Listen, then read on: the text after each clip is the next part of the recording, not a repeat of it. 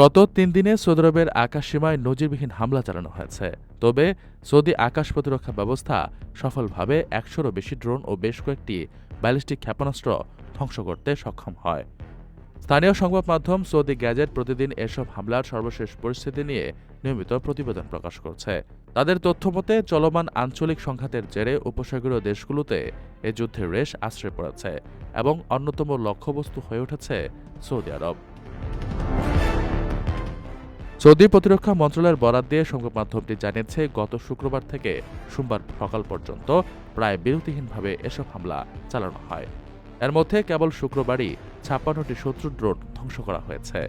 পরের দিন শনিবার ২০টি ড্রোন এবং একটি ব্যালিস্টিক ক্ষেপণাস্ত্র আকাশে থাকা অবস্থাতেই আটকে দেয় সৌদি বাহিনী। সর্বশেষ রবিবার থেকে সোমবার সকাল পর্যন্ত রাজধানী রিয়াদ এবং পূর্বাঞ্চলীয় প্রদেশগুলোতে আরও প্রায় ৩৮টি ড্রোন ভূপাতিত করার কথা জানিয়েছে কর্তৃপক্ষ। হামলার লক্ষ্যবস্তু হিসেবে মূলত সৌদি আরবের গুরুত্বপূর্ণ তেল ক্ষেত্র ও সামরিক স্থাপনাগুলোকে বেছে নেওয়া হচ্ছে। এর মধ্যে পূর্বাঞ্চলীয় প্রদেশে সাহেবা তেল ক্ষেত্র, আল খারজ এলাকা, প্রিন্স সুলতান বিমান ঘাঁটি এবং রিয়াদের কূটনৈতিক পাড়ার দিকে ধেয়ে আসা ড্রোনগুলো উল্লেখযোগ্য। তবে সৌদি আরবের সামরিক বাহিনীর সক্ষমতার কারণে বেশিরভাগ উড়ন্ত বস্তু লক্ষ্যবস্তুতে আঘাত হানার আগেই আকাশে ধ্বংস করে দেওয়া সম্ভব হয়েছে।